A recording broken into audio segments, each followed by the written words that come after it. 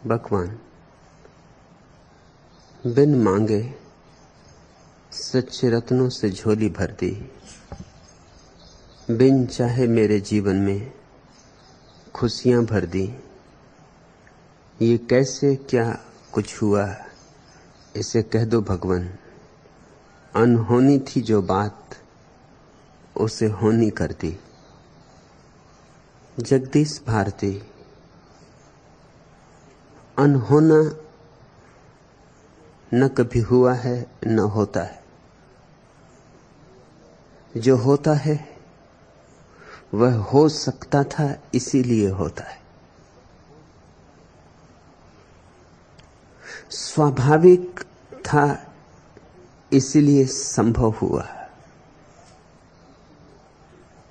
जब पहली बार स्वयं का अनुभव शुरू होगा तो ऐसा लगेगा ही कि कुछ अनहोना हो रहा है।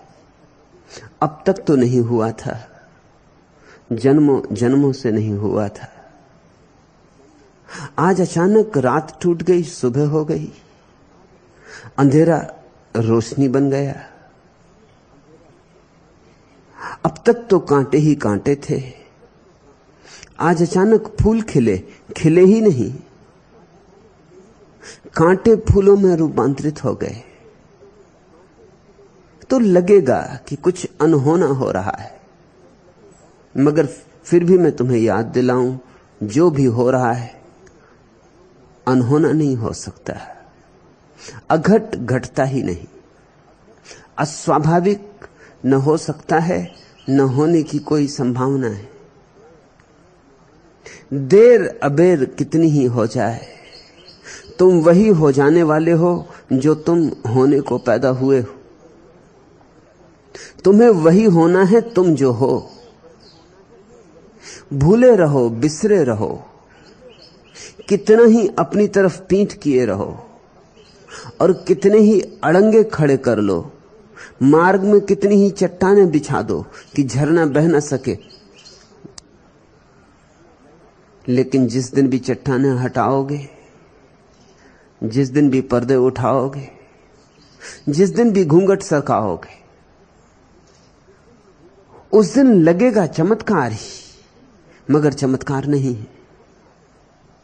चमत्कार लगेगा क्योंकि इतने दिन तक भुलाए रखा था कि सुध ही चली गई थी। स्मरण भी नहीं आता था सुबह का, सूरज सपनों में भी नहीं झांकता था, मगर फिर भी रात है तो सुबह है, और संसार है तो मोक्ष है, और मन है तो मन से मुक्ति है। मन भरा है विचारों से, विचारों की तरंगों पे तरंगे। झील देखी, तरंगों पे तरंगे, ऐसा मन। लेकिन कभी झील चुप भी होती, शांत भी होती, एक तरंग भी नहीं होती। झील तब दर्पण बन जाती, तब झील में झलकता है आकाश, तारे, चांद। तब झील में झलकते हैं पास खड़े वृक्ष। तब झील उसे दर्शाती है जो है। ऐसा ही मन की दो अवस्थाएं, एक विक्षुब्ध, आंधी तूफान अंधर, तरंगे, लहरें, लहरों पर लहरें, सब डमाडोल, चंचलता। और दूसरी अवस्था है निर्विचार, न कोई तरंग, न कोई लहर, मन हो गया शांत, एक झील। बस तत्क्षण जो है वह तो सदा से है, सिर्फ हम उद्विग्न थे, इसलिए उसे झलका ना पाए, उसे जान ना पाए। जैसे ही हम अनुद्विग्न होते हैं, वैसे ही सारा परमात्मा सब दिशाओं से हमारी तरफ दौड़ पड़ता है। हम भर दिए जाते हैं, शून्य होते ही भर दिए जाते हैं। मगर जगदीश, तुम ठीक कहते हो, जब पहली बार ऐसा होता है तो लगेगा ही बिन मांगे सच्चे रत्नों से झोली भर दी। जिस झोली को तुम सोच रहे हो मैंने भर दी, वह भरी ही हुई थी, सिर्फ तुमने अपनी झोली में टटोला ना था। गुदड़ी में लाल है, मगर तुम भागे फिरते सारे संसार में, गुदड़ी को टांगे कंधे पर, गुदड़ी में टटोलते नहीं। संसार खो जाते हो, घर में खोजते नहीं, और जितना खोजते हो बाहर उतनी ही बेचैनी बढ़ती जाती, क्योंकि रोज रोज असफल होते हो, रोज रोज हारते हो, रोज रोज आशाएं धूल धूसरित होती, रोज रोज कल्पनाओं के दिए फिर बुझ जाते। सोचते थे कल हो जाएगा, कल आ गया और कुछ भी नहीं हुआ। विषाद घेर लेता है, अंधकार और घना हो जाता है, निराशा छाती पर हिमालय बन के बैठ जाती, हटाए नहीं हटती। जैसे जैसे दिन बीतते हैं जीवन के, वैसे वैसे ही आदमी आशाएं खोने लगता है, उसकी आंखें चमक खो देती, उसके प्राण हिम्मत खो देते, उसके पैर डगमगाने लगते, अपने पर भरोसा चला जाता है, आत्मश्रद्धा चली जाती। इतने बार हारोगे तो आत्मश्रद्धा खो ही जाएगी, इतने बार पराजित होगे तो कैसे माने जाओगे कि एक ना एक दिन जीतूंगा, जरूर जीतूंगा। हर चीज की सीमा है। एक बार हारे सोचा कि जीतूंगा, 2 बार हारे सोचा कि जीतूंगा, लेकिन कितनी बार हार के तुम ये जीतने की आशा बनाए रखोगे? तो जैसे जैसे बाहर खोजते हो वैसे वैसे झोली और खाली मालूम होने लगती। जैसे जैसे वासनाओं में दौड़ते हो वैसे वैसे और भिकमंगे हो जाते हो। यहां भिकमंगे तो भिकमंगे हैं ही, यहां जिनके पास सब कुछ है वे भी भिकमंगे। जब तक वासना है तब तक भिकमंगापन है। वासना भिक्षा पात्र है। वासना का अर्थ है और का कोई अंत नहीं, और की दौड़ कहीं समाप्त होती नहीं, कितना ही मिल जाए। और बाहर दौड़ता हुआ आदमी धीरे धीरे विक्षिप्त हो जाता है। बाहर की दौड़ की अंतिम निष्पत्ति विक्षिप्तता के अतिरिक्त और कुछ भी नहीं। और मजा ऐसा है, चमत्कारों का चमत्कार, आश्चर्यों का आश्चर्य, भरोसा ना आए। बात ऐसी है कि जैसे तुम तलाश रहे हो वो तुम्हारी गुदड़ी में, और गुदड़ी तुम्हारे कंधे पर टंगी, उसमें तुम टटोलते नहीं, अपने भीतर टटोलते नहीं, अपने मां ही टटोल। जिस दिन ये बोध आ जाता है भीतर टटोलने का, उसी दिन क्रांति घट जाती। वही क्रांति घटनी शुरू हो गई। मैंने तुम्हारी झोली नहीं भरी, तुम्हारी झोली भरी ही हुई थी। सिर्फ तुम्हें झकझोरा कि जगदीश जरा जागो और देखो, व्यर्थ मांगने जा रहे हो उसे जो तुम्हें मिला ही हुआ है। तुमने सुनी, 1000 को कहो तो एकाध सुनता है, और 1000 सुने तो एकाध मानता है, और 1000 माने तो एकाध उस मान्यता को कृत्य में रूपांतरित करता है।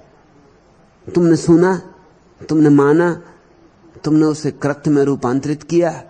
अचानक तुम्हें लगा कि मैं तो सोचता था झोली खाली है, भर दी गई। भरी नहीं गई, भरी ही हुई थी। परमात्मा ने प्रत्येक को सम्राट की तरह ही बनाया है। भिखारी परमात्मा बनाता ही नहीं, बना नहीं सकता। यह अस्तित्व सिर्फ सम्राटों को ही पैदा करता है, जिनकी सबकी क्षमताएं अनंत हैं। यहां बूंदों में सागर छिपाए गए, यहां छोटे छोटे आंगन में भी विराट आकाश समाया हुआ है। जरा देखने की आंख, जरा निखार, जरा सूझ, जरा दृष्टि, पैनी, और भिकमंगापन समाप्त हो जाता है। करना नहीं पड़ता। बिन मांगे सच्चे रत्नों से झोली भर दी, बिन चाहे मेरे जीवन में खुशियां भर दी। और यह बात भी समझने जैसी है, यह क्रांति बिन मांगे ही होती, क्योंकि मांगने वाला आदमी तो बाहर ही आंख गड़ाए रहता है। मांगने वाले की आंख तो उस पर गड़ी होती है जिससे वो मांग रहा है। स्वभावता है। अगर तुम किसी के द्वार पर दस्तक दिए हो और भिक्षा मांगने गए हो, तो तुम्हारी नजर तो उस आदमी पर होगी जो भिक्षा देने वाला है। तुम तो उसकी आंखों में टटोलोगे, दया, ममता, करुणा, थोड़ा कुछ सहारा मिल जाए। तुम अपने में थोड़ी देखोगे। भिखारी अपने में देखने की क्षमता नहीं जुटा सकता। उसे नजर तो दूसरे पर ही लगाए रखनी होगी। भिखारी अपने को भूल ही जाता है, दूसरे ही उसे दिखाई पड़ते। तुम्हें वही दिखाई पड़ता है जो तुम मांगने चले हो और जिससे मांगने चले हो। तुमने एक बात ख्याल की, रास्ते से लोग गुजरते हैं, लेकिन हर आदमी अलग अलग चीजें देखता है। चम्हार लोगों के जूते देखता है। चम्हार की पहचान ही लोगों से, उनके जूतों से। चम्हार जूते को ही देख के तुम्हारा पूरा मनोविज्ञान समझ लेता है। जूते की खस्ता हालत बता देती है कि तुम्हारे जेब की हालत कैसी होगी। चुनाव जीते कि हारे, इस बार जूता बता देता।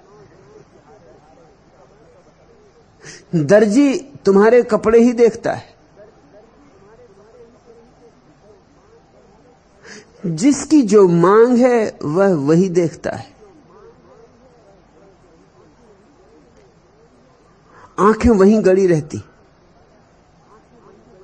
जूते वाला, जूता सुधारने वाला, जूता बेचने वाला बस लोगों के पैर ही देखता है, उनके चेहरे नहीं देखता। चेहरों से उसे क्या लेना देना है। चेहरे हों तो ठीक, ना हो तो ठीक। जूतों से प्रयोजन है, वही उसे आकृष्ट करते। तुम अगर भूखे हो या तुमने उपवास किया है तो रास्ते पे तुम्हें सिर्फ होटलें दिखाई पड़ेंगी और कुछ दिखाई नहीं पड़ेगा। रास्ते पे तुम्हें सिर्फ भोजन की उड़ती हुई गंधें मालूम पड़ेंगी। लेकिन जिस दिन तुम्हारा पेट भरा है उस दिन ये होटलें और रेस्टोरेंट तुम्हें दिखाई नहीं पड़ते। जब तुम्हारी जेब गर्म है तब तुम कुछ और चीजें देखते हो। जिससे हीरे खरीदने हैं उसे हीरे की दुकानें दिखाई पड़ती। हमारी दृष्टि वहां जाती है जिसकी हमारी मांग है। हिंदू गुजर जाता, उसको मस्जिद नहीं दिखाई पड़ती। मस्जिद के पास से गुजरता, नहीं दिखाई पड़ती। मुसलमान गुजरता, उसे दिखाई पड़ती। हिंदू को मंदिर दिखाई पड़ता है, मुसलमान वहीं से गुजर जाता, उसे मंदिर का कोई पता ही नहीं चलता। हम वही देखते हैं जिसकी हम तलाश करते हैं। और अपने नजर तो कैसे आए, तलाश तो हम अपनी कभी करते ही नहीं। हां, जो अपनी तलाश करे उसके लिए एक शर्त पूरी करनी पड़ती है, उसे चाह से अपने को मुक्त कर लेना होता है। क्योंकि चाह दूसरे से बांधती। चाह का अर्थ ही होता है मेरे और दूसरे के बीच सेतु। चाह एक सेतु है जो मुझे दूसरों से जोड़ती। जिस व्यक्ति को स्वयं को जानना है उसे चाह के सारे सेतु तोड़ देने पड़ते। उसे आंख भीतर लौटा लेनी होती। उसे भीतर देखने की क्षमता और भीतर सुनने की क्षमता जुटानी पड़ती। वही ध्यान है। और वह होना शुरू हो जाए तो जीवन खुशियों से भर जाता है। इतनी खुशियों से जिनकी तुम कल्पना भी नहीं कर सकते। इतनी खुशियों से जिनके सपने भी देखना चाहो तो नहीं देख सकते। अनुभव ही नहीं है तो सपना कैसे देखोगे? सपने भी तो हम उन्हीं बातों के देखते हैं जिनका हमें अनुभव है। थोड़ा बहुत हेर फेर कर लेते होंगे, थोड़ा रंग रोगन कर लेते होंगे, लेकिन सपने भी तुम उन्हीं बातों के देखते हो जिनका तुम्हें अनुभव है। जिसका अनुभव नहीं है उसका तुम सपना भी नहीं देख सकते, उसकी कल्पना भी नहीं कर सकते। इसलिए तुम्हारे सपनों की जांच करके जाना जा सकता है कि तुम्हारी जिंदगी के अनुभव क्या है। मनोवैज्ञानिक तुम्हारे सपनों का विश्लेषण करते हैं ताकि तुम्हारे जीवन का अर्थ पता चल जाए। तुम्हारी रात तुम्हारे दिन का प्रतिफलन है, तुम्हारी रात तुम्हारे दिन की गूंज है।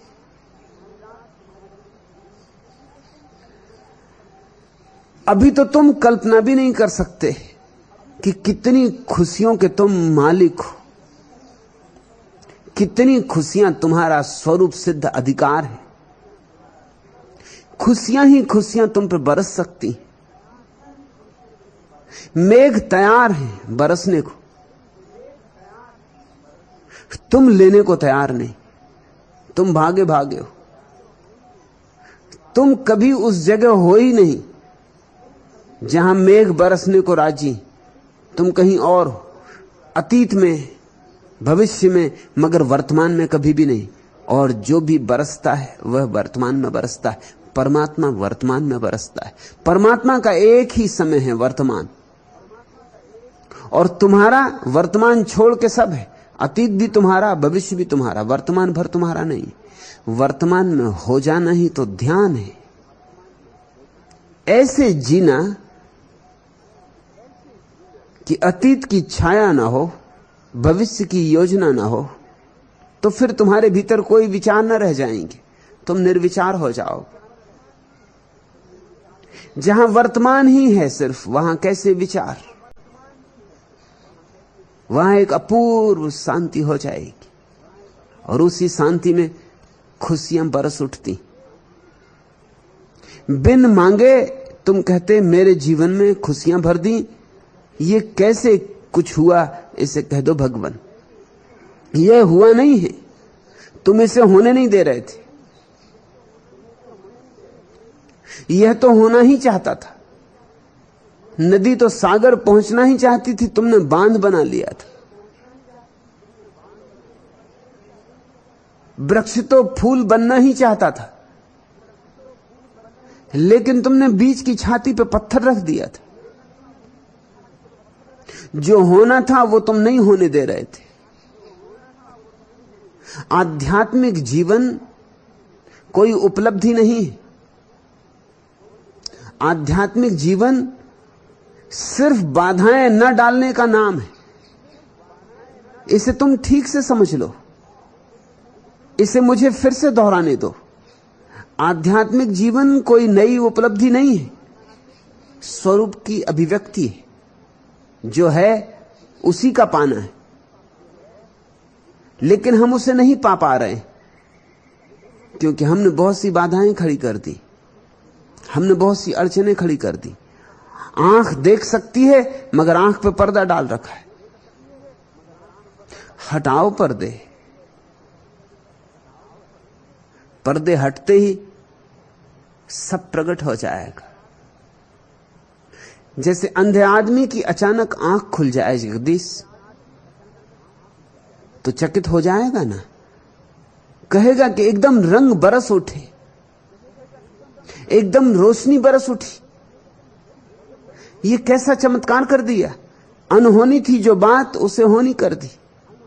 लेकिन जिसके पास आंखें हैं वो कहेगा कि अनहोनी नहीं थी, हो ही रही थी। वृक्ष हरे थे, गुलाब लाल थे, चांद तारों में रोशनी थी, सिर्फ तुम्हारी आंखें बंद थी। जगत वही का वही है। अंतर अगर पड़ गया है थोड़ा सा तो तुम में पड़ गया है, और वो भी बहुत थोड़ा सा, बस पलक झपकने और खोलने की बात है। तुम अंधे भी नहीं हो, सिर्फ पलकें बंद किए बैठे। तुम्हें शायद याद ही नहीं रही कि पलकें खोली जा सकती। तुम्हें बचपन से ही पलकें बंद करना सिखाया गया है। तुम्हें शुतुरमुर्ग का तर्क सिखाया गया है। तुम्हें कहा गया है जिंदगी में बड़ी कठिनाइयां हैं, बड़े दुख हैं, बड़े संकट, बड़ी विपदाएं। आंख बंद रखना, न दिखाई पड़ेंगे संकट, न दिखाई पड़ेंगी विपदाएं, न दिखाई पड़ेंगी कोई कठिनाइयां, और न दिखाई पड़ेंगी। तो शुतुरमुर्ग का तर्क यह है कि जो नहीं दिखाई पड़ता वह नहीं। इसलिए शुतुरमुर्ग अपने दुश्मन को देखकर अपने सिर को रेत में गड़ा लेता है, और जब दुश्मन दिखाई नहीं पड़ता तो कहता है जो दिखाई नहीं पड़ता वह हो कैसे सकता है। तुम शुतुरमुर्ग पे हंसना मत, वही तो सारे नास्तिकों का तर्क है कि ईश्वर हो कैसे सकता, दिखाई नहीं पड़ता। सब नास्तिक शुतुरमुर्ग हैं और सब शुतुरमुर्ग नास्तिक हैं। नास्तिकता का आधारभूत दृष्टिकोण यही है कि जो नहीं दिखाई पड़ता वह हो नहीं सकता। और मजा यह है कि तुम देखते हो नहीं, तुम्हें कोई दिखाए तो भी तुम आंख नहीं खोलते। नवीनतम शोधें इस सत्य को प्रकट करती हैं कि मनुष्य केवल 2% घटनाओं को अपने भीतर आने देता, 98% को बाहर रोक देता है। तुम सिर्फ 2% को देखते हो, 98% को नहीं देखते। तुम सिर्फ 2% को सुनते हो, 98% को नहीं सुनते। तुम सिर्फ 2% जीते हो, 98% नहीं जीते। तुम्हारी जिंदगी इसलिए तो ऐसी कुनकुनी, तुम्हारी जिंदगी में इसलिए तो कोई त्वरा नहीं, कोई तीव्रता नहीं, कोई सघनता नहीं। और बिना सघनता और तीव्रता के कैसे आनंद होगा। खुशियां बरसी क्योंकि तुम राजी हो गए जगदीश थोड़ी सी बाधाएं हटाने को, तुम आंख खोलने को राजी हो गए।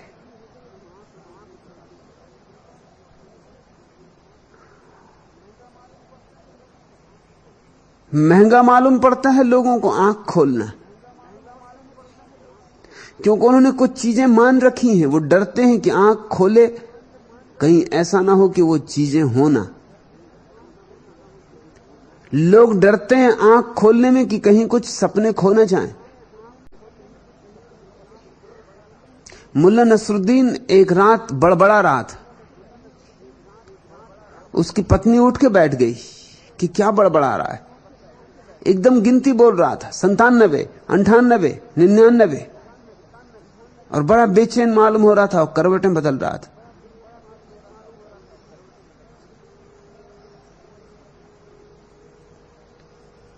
पत्नी ने उसे झकझोर कर उठाया, सोचा कि कोई दुख स्वप्न देख रहा है। मुल्ला ने आंखें खोली और कहा कि सब नष्ट कर दिए। देवदूत खड़ा था सामने और वो कह रहा था ले ले, कितना चाहिए। उसी से सौदा चल रहा था। पक्का कंजूस देवदूत था वो भी। मैं कहूं 97 तो वो कहे 96, मैं कहूं 98 तो वो बामुश्किल से 97। मैं किसी तरह खींच खींच के 100 के पास ला रहा था, 99 से आगे बढ़ने को वो राजी नहीं था। और ये तूने क्या किया, बीच में उठा दिया, अब गड़बड़ मत करना। जल्दी से उसने आंख बंद कर ली और बोला कि अच्छा कहां हो, प्रकट हो जाओ। मगर अब कौन है वहां और कौन प्रकट हो। मुल्ला ने कहा अच्छा तो 99 ही ले लेंगे। चलो जाने दो, जिद मैं नहीं करता, छोड़ो जिद। चलो 98 सही, 97 सही। मगर अब वहां कौन है। सपना टूट गया सो टूट गया, फिर दोबारा नहीं जोड़ा जा सकता।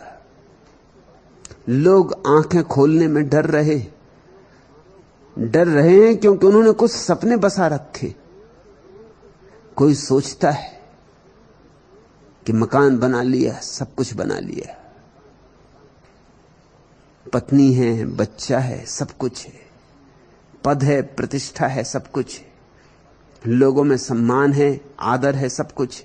डरता है कि कहीं आंख खोली और सच्चाई पता न चल जाए। कहीं ऐसा ना हो कि जो लोग प्रशंसा करते हैं पता चले कि वो ऊपर ऊपर ही प्रशंसा करते हैं, पीछे गालियां देते। आंख खुलेगी तो सब पता चल जाएगा। मुल्ला नसरुद्दीन एक दिन मुझसे बोला कि मैंने और मेरे मित्र ने तय किया कि जब हमारी मित्रता इतनी गहरी है तो हम एक दूसरे से कभी झूठ ना बोलेंगे, सत्य ही बोलेंगे। इतनी तो मित्रता में क्षमता होनी चाहिए, प्रामाणिक होने की, सत्य होने की। मैंने पूछा फिर क्या हुआ?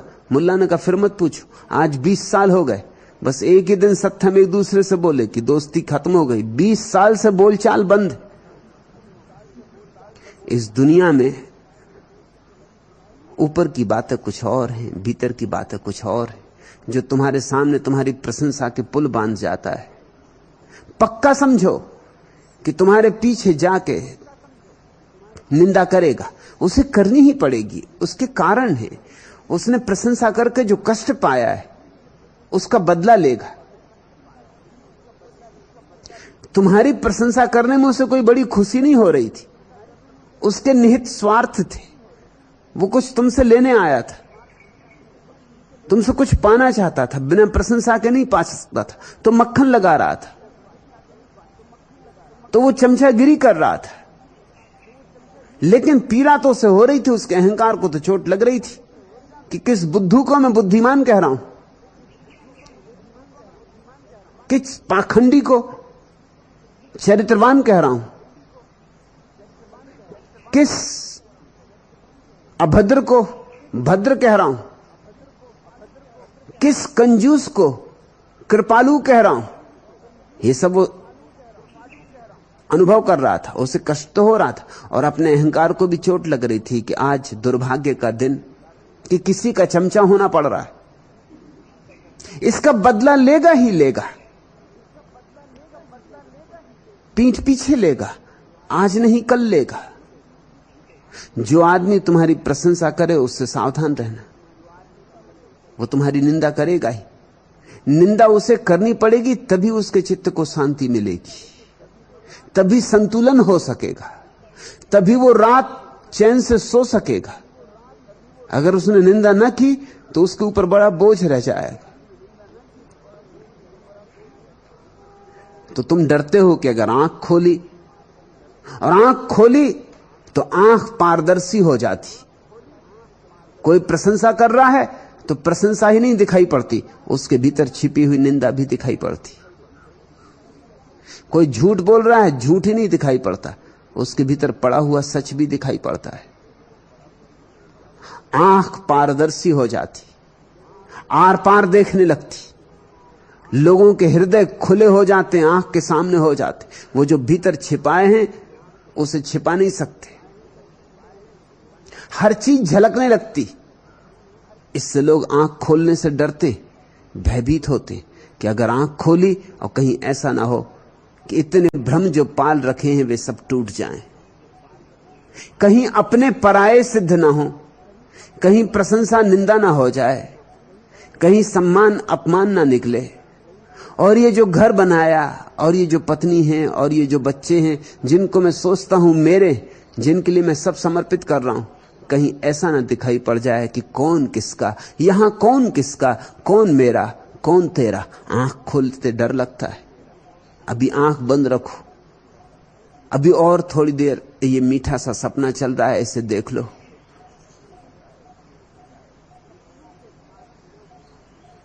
सपनों के कारण लोग आंख नहीं खोल रहे हैं। जो व्यक्ति भी आंख खोलने को राजी हो जाए वही सन्यासी। जो कहे जो भी हो, परिणाम चाहे कुछ भी हो, फल चाहे कैसा भी कड़वा आए, सत्य अगर कड़वा भी है तो भी वांछनीय है, और झूठ अगर मीठा भी है तो भी वांछनीय नहीं, क्योंकि झूठ आखिर झूठ है। बुद्ध ने कहा है झूठ पहले मीठा और फिर कड़वा होता है, और सत्य पहले कड़वा फिर मीठा होता है। कड़वाहट से लोग बच रहे हैं, सत्य की पीड़ा से बच रहे हैं, इसलिए आंखें बंद किए बैठे। लाख उनसे कहो आंखें खोलो, आंख खोलते नहीं। कुछ तो इतने होशियार हैं कि आंख बंद किए किए आंख खोल ली है इस बात के सपने देखने लगते। आंख बंद किए किए सपने देखने लगते हैं कि हां खुली आंख, खोल ली आंख। इन्हीं को तुम तथाकथित धार्मिक लोग कहते हो। जीवन उनका प्रमाण नहीं देता कि उनकी आंखें खुली, क्योंकि जिसकी आंख खुली हो उसे मंदिर और मस्जिद में भेद रहेगा, जिसकी आंख खुली हो उसे राम और अल्लाह में भेद रहेगा, जिसकी आंख खुली हो उसे गीता और कुरान में भेद रहेगा।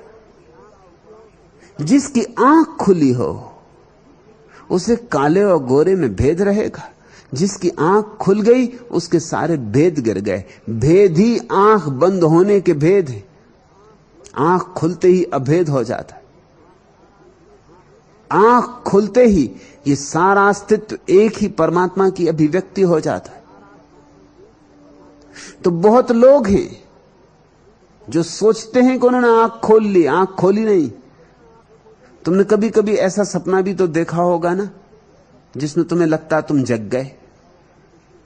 जरा वैसे सपने याद करो, जरूर सभी को कभी न कभी ऐसा अनुभव हुआ होगा कि सपने में सपना देखा कि जग गए। सुबह पता चला कि वो जगना जगना नहीं था, वो तो सपने का ही एक ढंग था। सपने में भी सपने देखे जा सकते, सपनों के भीतर सपने देखे जा सकते। तुमने चीनी डब्बे देखे ना, डब्बों के भीतर डब्बे, डब्बों के भीतर डब्बे। वैसे सपनों के भीतर सपने और सपनों के भीतर सपने देखे जा सकते। तुम रात सोए और तुमने एक सपना देखा कि तुम घर लौटे हो दफ्तर से थके मांदे। सपना देख रहे हो कि घर लौटे हो दफ्तर से थके मांदे, बिस्तर पे पड़ गए हो, सोने की तैयारी कर रहे हो, सो चुके हो। अब तुम सपना देख रहे हो सोने में कि सोने की तैयारी कर रहे हो, और तुम सो गए ये दूसरे सपने में। और तुमने एक सपना देखा इसके भीतर कि तुम फिल्म देखने जा रहे हो, और तुम एक फिल्म देख रहे हो। तुम सपने के भीतर सपने देख सकते हो। चित्त बड़ा जटिल है,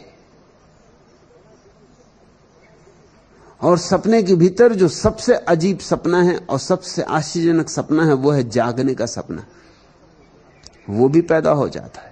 मन कहता तुम जो चाहो वही हम देने को राजी।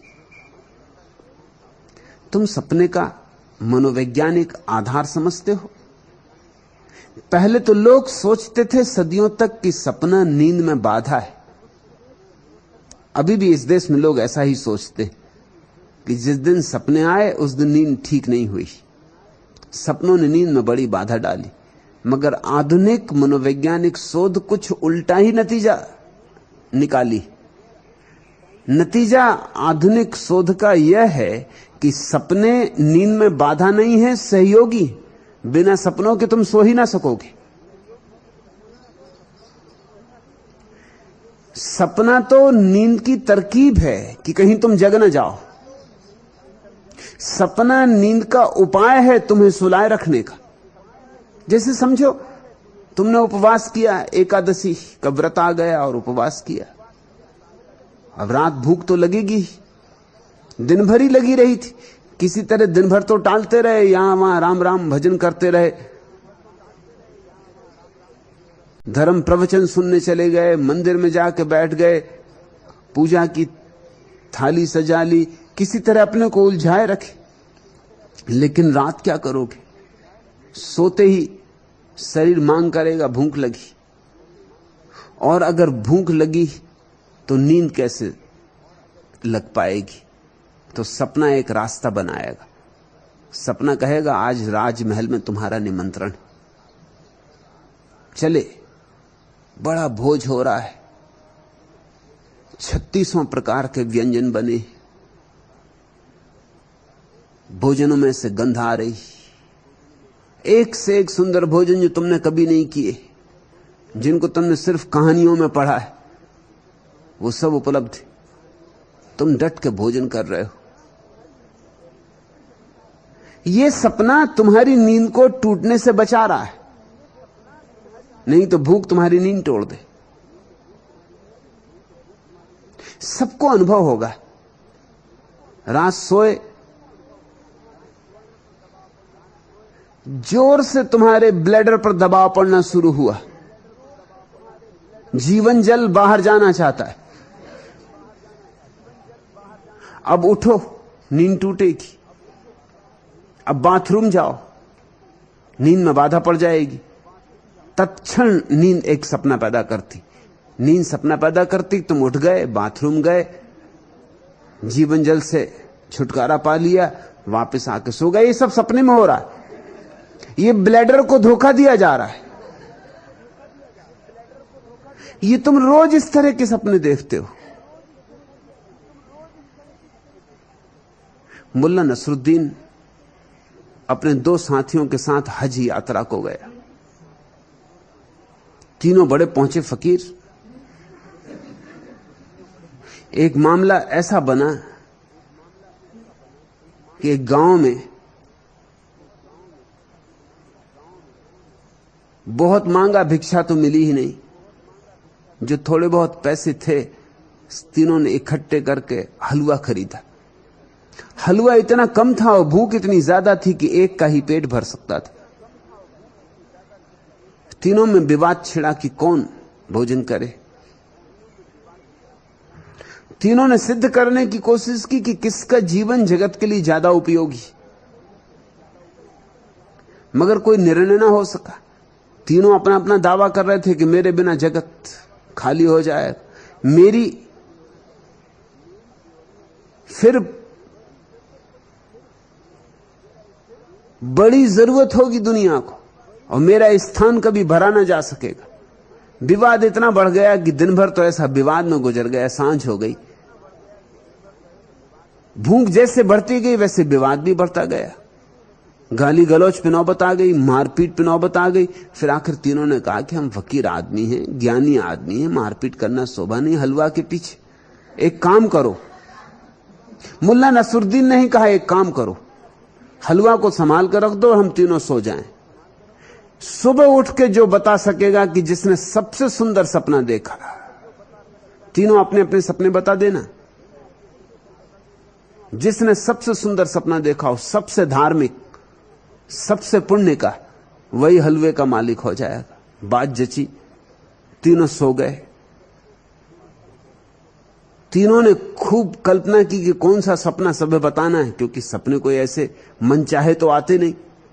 चाहो कुछ आते कुछ, पुण्य के चाहो पाप के आते। तुम ईश्वर को देखना चाहो, ईश्वर तो दिखाई ही नहीं पड़ते, शैतान दिखाई पड़ते। खैर सपने का कोई सवाल न था। सुबह उठ के तीनों ने कहा कि भाई अपने अपने सपने बोलो, अब तो भूख भी बहुत लगाई और अब तो बस हलवा ही हलवा याद आ रहा है। एक ने कहा कि मैंने सपना देखा कि स्वयं खिज्र सूफियों का मार्गदर्शक गुरु है, अदृश्य गुरु, जो भटके हुए लोगों को मार्ग पर ले जाता है, जो पहुंचे हुए सिद्धों को भटकने नहीं देता, गिरने नहीं देता, संभाले रखता है। वो ऊंचे से ऊंची बात है सूफियों में, खिज्र का दर्शन। तो उसने कहा खिज्र का दर्शन हुआ? दर्शन ही नहीं हुआ, खिज्र ने एकदम गले से लगा लिया, आलिंगन बद्ध। अब इससे बड़ा और क्या हो सकता है? हलवा कहां है? दूसरे ने कहा कि रुको, ये कुछ भी नहीं, क्योंकि मैंने देखा कि स्वयं परमात्मा, खिज्र का हिसाब ही कहां है? स्वयं परमात्मा मुझे देखते ही एकदम सिंहासन से उठे और अपने सिंहासन पर पास में बिठाया। निकालो हलवा कहां है? नसरुद्दीन ने कहा मेरा सपना भी सुनो। मुझे पता नहीं किसने आवाज दी, परमात्मा थे, खिज्र थे कि शैतान थे, कौन था मुझे कुछ पता नहीं। सपने में मैंने आवाज सुनी कि अरे उल्लू के पट्टे पड़ा पड़ा क्या कर रहा, हलवा खा। सो मैं तो उठ के हलवा खा गया, क्योंकि आज्ञा का उल्लंघन अब जिसने भी दी हो आज्ञा, मुझे कुछ पक्का पता नहीं, सपने में कौन चिल्लाया कुछ मुझे पक्का पता नहीं। हलवा अब नहीं है, वो तो पच भी चुका।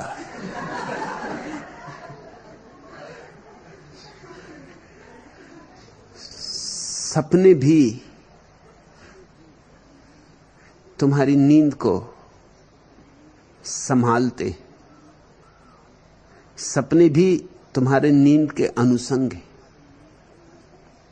और बहुत सपने तुमने बना कर रखे। कोई खिज्र को देख रहा है, कोई खुदा को देख रहा है, कोई आवाजें सुन रहा है, हलवा अभी खा। तुमसे अगर मैं कहूं आंख खोलो तो तुम कहोगे जरा ठहरो, जरा हलवा तो खा लेने दो।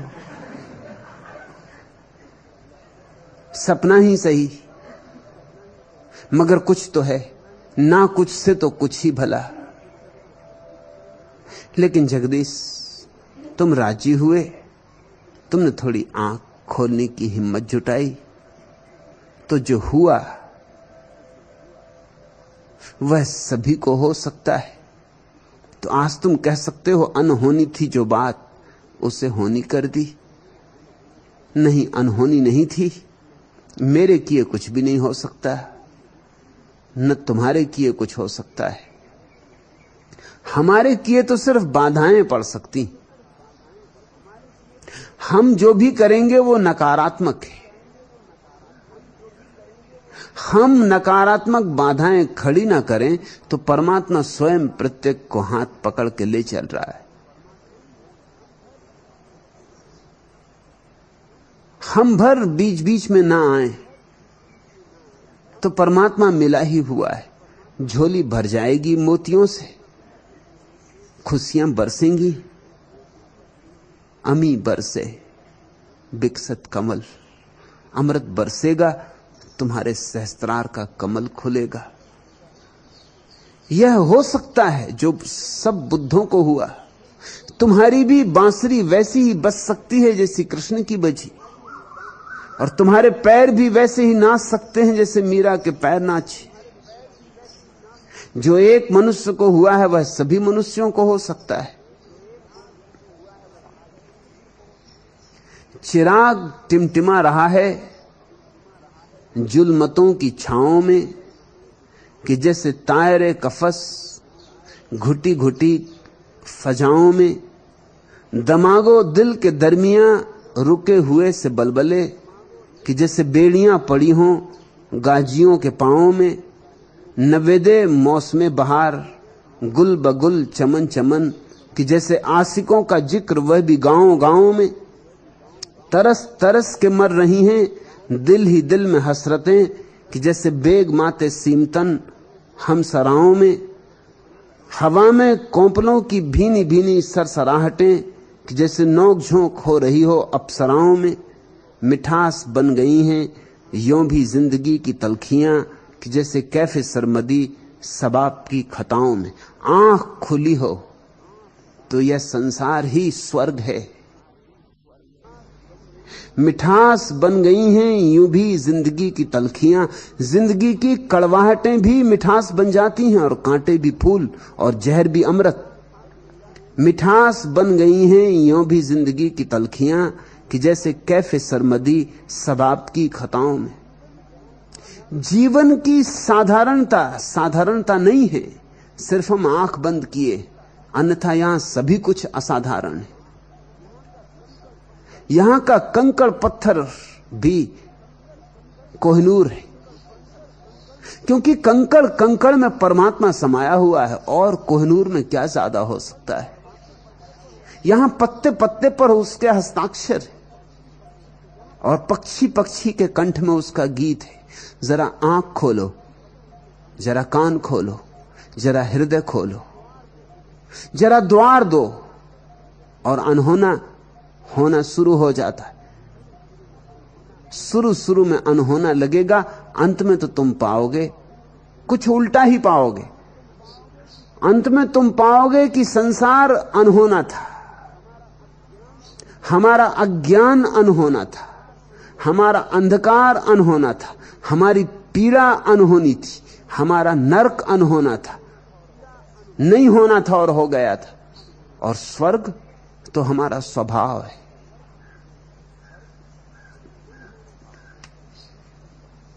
दूसरा प्रश्न, भगवान,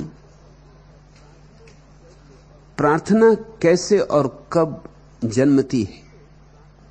रूपेश,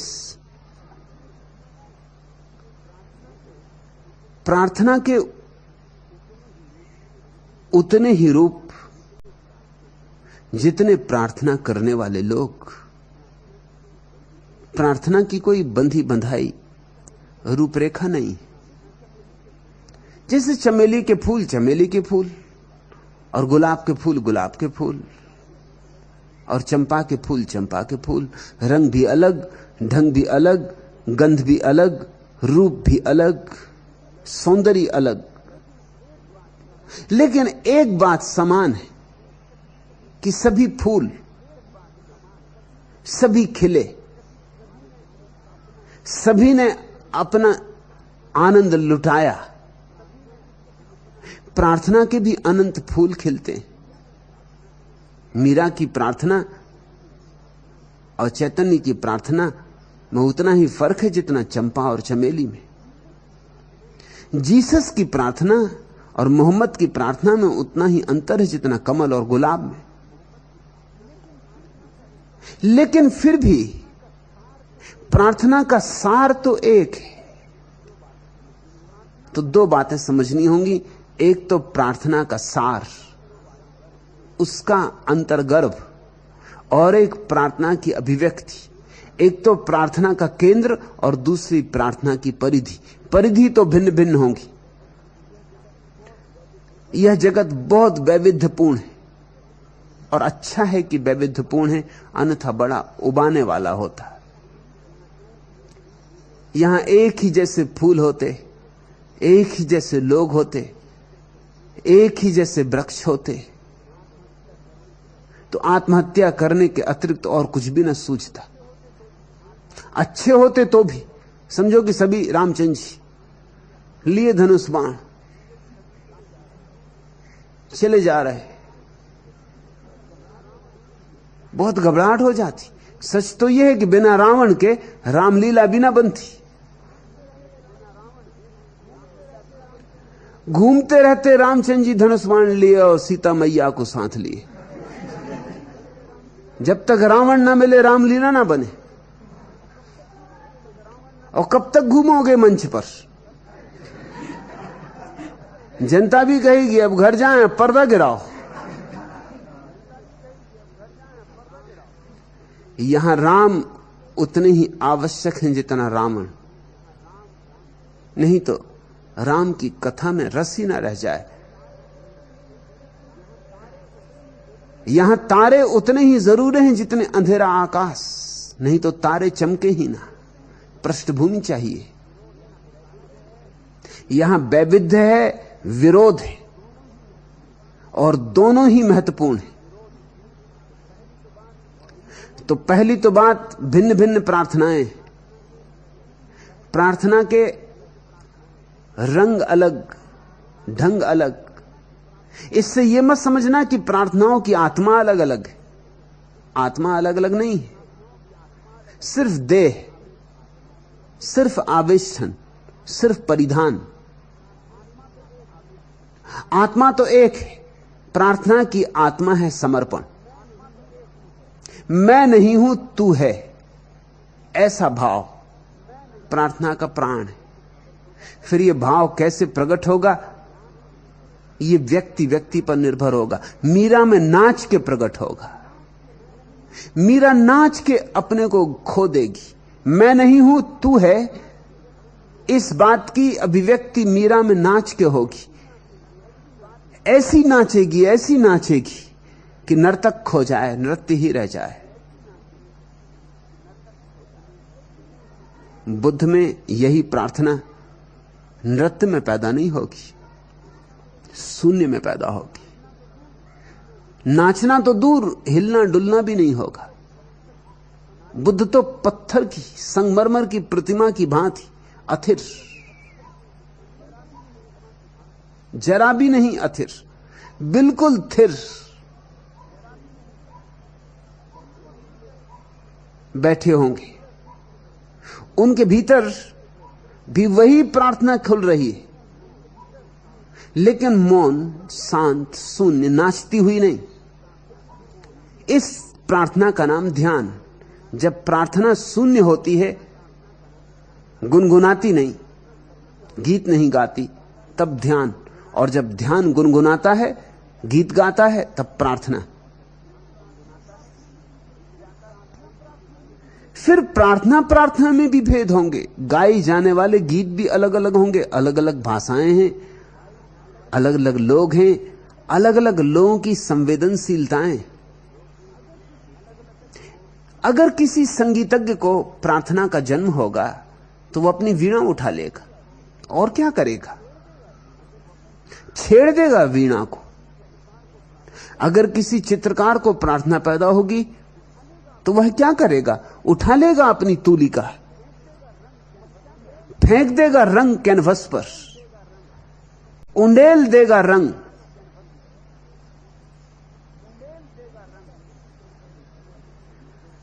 अगर किसी कवि को प्रार्थना पैदा होगी तो काव्य जन्मेगा। अलग अलग लोगों की संवेदनशीलताएं, तो उनकी अलग अलग अभिव्यक्तियां होंगी। तुम्हारी संवेदनशीलता पर निर्भर होगी तुम्हारी प्रार्थना। इसलिए मैं निरंतर कहता हूं, किसी और की प्रार्थना को मत उधार लेना, अन्यथा तुम आत्मघात कर लोगे। किसी दूसरे के अंधे अनुयायी मत बन जाना। सीखो सबसे, लेकिन करो वही जो तुम्हारा प्राण कहे। सुनो सबकी, गुनो सबकी, मगर जियो वही जो तुम्हारा अंतर्भाव कहे। सद्गुरुओं के पास उठो बैठो, लेकिन नकलची मत बन जाना। नकलची बनने की आकांक्षा पैदा होती, क्योंकि नकलची बनना बहुत साधारण होता है, सस्ता होता है। अपने प्राणों को जगाना तो जरा महंगा सौदा है, लेकिन किसी और के वस्त्र ओढ़ लेने तो बहुत आसान है। सुनो, समझो, सीखो, सब जगह झुको, मगर एक बात कभी ना भूले कि परमात्मा ने तुम्हें एक आत्मा दी और तुम्हारी आत्मा में कुछ बीज छिपे, उन्हें प्रकट होना है। पता नहीं जूही के हैं कि चंपा के कि केवड़े के। जब तक प्रकट ना हो जाएंगे तब तक पता हो भी नहीं सकता। उनकी कोई भविष्यवाणी भी नहीं हो सकती कि तुम नाचोगे, कि तुम गाओगे, कि तुम बिल्कुल चुप हो जाओगे। मगर प्रार्थना का प्राण एक है, समर्पण, अस्तित्व के प्रति लीनता का भाव। अस्तित्व से मैं भिन्न नहीं हूं, एक हूं, इसकी प्रतीति। फिर वो प्रतीति तुम जैसी भी प्रकट करो वैसी ही सुंदर। पूछते हो तुम प्रार्थना कैसे और कब जन्मती है? प्रार्थना जन्मती है जब तुम्हारा कर्ता का भाव खूब खूब हार चुका होता है। जब तुम लड़े, जूझे और हर बार हारे। जब तुम धारा के विपरीत तैरे और हर बार टूटे। जब जीवन से लड़ लड़ के तुम गिर जाते हो टूटकर, तब प्रार्थना जन्मती है। हारे को हरिनाम। हारना बिल्कुल जरूरी है। जो जीत ही रहा है उसके जीवन में प्रार्थना पैदा नहीं होगी, क्योंकि उसको तो अकड़ पैदा होगी। वो तो कहेगा मैं कुछ हूं, और जहां मैं है वहां प्रार्थना नहीं। टूटे मैं, इसके कगारें बहती जाएं जीवन की धारा में। ये चट्टान मैं की छीन होते होते रेत हो जाए। जिस दिन तुम अनुभव करोगे कि ये मेरे का भाव ही गलत है, इस मेरे भाव से ही संघर्ष पैदा होता है, इस मेरे भाव से ही मैं अस्तित्व से युद्ध में संलग्न हो गया हूं, जबकि अस्तित्व से आलिंगन बद्ध होना है, युद्ध में संलग्न नहीं।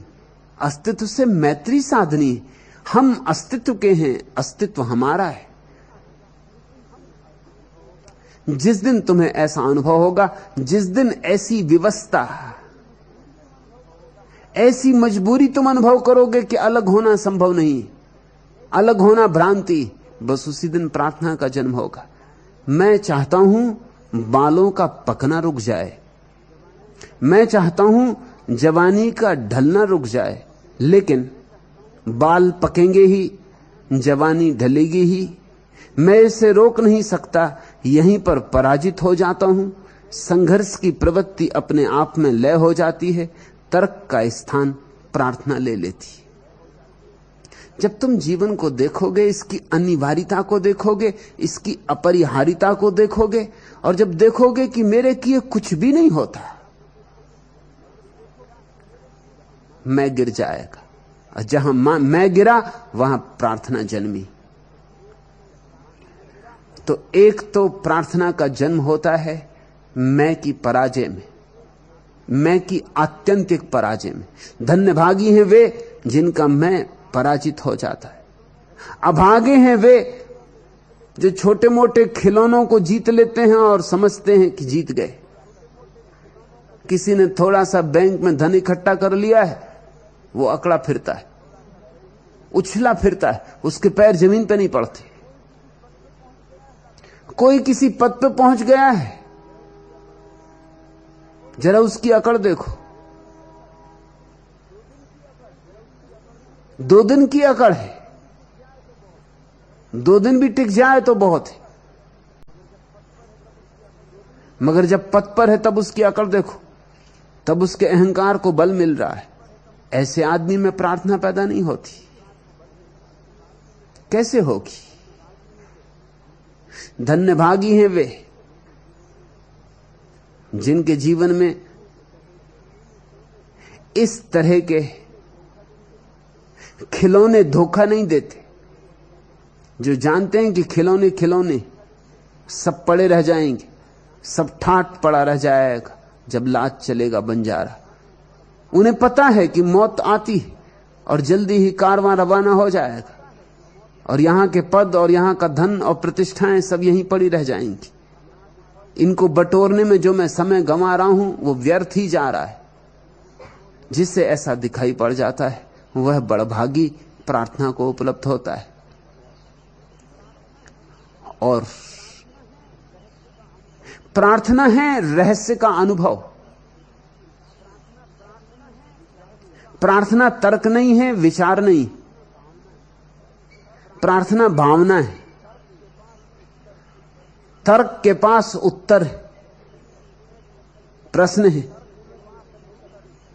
प्रश्नों में से उत्तर निकलते हैं, उत्तरों में से नए प्रश्न निकल आते। तर्क प्रश्न और उत्तरों के बीच में उलझा रहता है।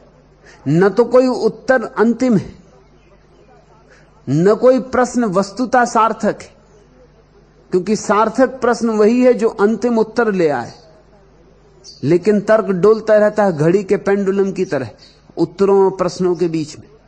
खुद ही प्रश्न बनाता है, खुद ही उत्तर रचता है, हर उत्तर में नए प्रश्न खोज लेता है, हर प्रश्नों के नए उत्तर बना लेता है। एक पहेली है जो आदमी बैठ के सुलझाता रहता है। ये कभी सुलझती नहीं, ये कभी सुलझेगी नहीं। प्रार्थना विचार नहीं है। प्रार्थना न तो प्रश्न है और न उत्तर है। प्रार्थना तो प्रश्न और उत्तर का चुप हो जाना है। प्रार्थना अवाक अवस्था है, विस्मय विमुक्त। जगत के रहस्य के सामने सिर्फ ठिठका खड़ा रह गया। कोई कुछ सूझा नहीं, सब सूझबूझ खो गई। बस वहीं प्रार्थना का जन्म है। अज्ञात स्थल में डूबती अनुगामिता किरणें अभिसंधि से बचती हुई अभिनव मिलन की ओर बढ़कर गुम गईं। आलोक के इस विलोपन के बाद नीले आसमां में कुछ छितरे हुए टुकड़े उभर आए, और इसमें रात भर भटकने के बाद किसको क्या पता यह चांद बंजारा किधर जाए। नहीं कुछ पता है कि कहां से आए, नहीं कुछ पता है कहां जाना है। किसको क्या पता यह चांद बंजारा किधर जाए। जो जीवन को उसकी रहस्यमयता में स्वीकार कर लेते हैं, जो कहते हैं कोई उत्तर नहीं है जीवन का और न कोई प्रश्न है, जीवन है और जीवन एक रहस्य, समस्या नहीं एक रहस्य। समस्या के समाधान होते हैं, रहस्य का कोई समाधान नहीं होता। जीवन कोई पहेली नहीं है कि जिसको हल किया जा सके। जीवन एक रहस्य है, जितना जानोगे उतना गहन होता जाता है, जितना इसमें उतरोगे उतना अथाह होता जाता है, जितना जानोगे उतना कम जानोगे। जो पूरा पूरा जान लेते हैं वो कहते हैं कि हम कुछ जानते ही नहीं। उपनिषद कहते हैं जो कहे मैं जानता हूं, जानना कि नहीं जानता, और जो कहे कि मैं नहीं जानता, जानना कि जानता है। सुकरात ने कहा है कि मैं एक ही बात जानता हूं कि मैं कुछ भी नहीं जानता हूं। ऐसी घड़ी में प्रार्थना का जन्म होता है। ऐसे रहस्य की प्रतीति में, जहां सब ज्ञान व्यर्थ हो गया, जहां सारा कर्तृत्व व्यर्थ हो गया, जहां सारी अस्मिता अहंकार गल गया, हारे को हरिनाम।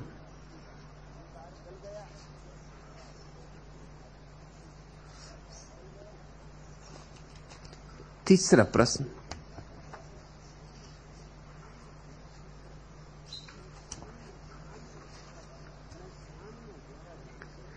मैं ध्यान में गहरा जाना चाहता हूं, पर फिर डर लगता है कि पत्नी बच्चों का क्या होगा। मेरे भय को हरें, मुझे आश्वस्त करें। हरि प्रसाद, मरोगे या नहीं मरोगे? मरोगे फिर पत्नी बच्चे का क्या होगा? और ध्यान तो सिर्फ अहंकार की मृत्यु है, तुम्हारी तो नहीं। तुम तो रहोगे, तुम तो और भी सघन होकर रहोगे, तुम तो और भी गहन होकर रहोगे। हां, ध्यान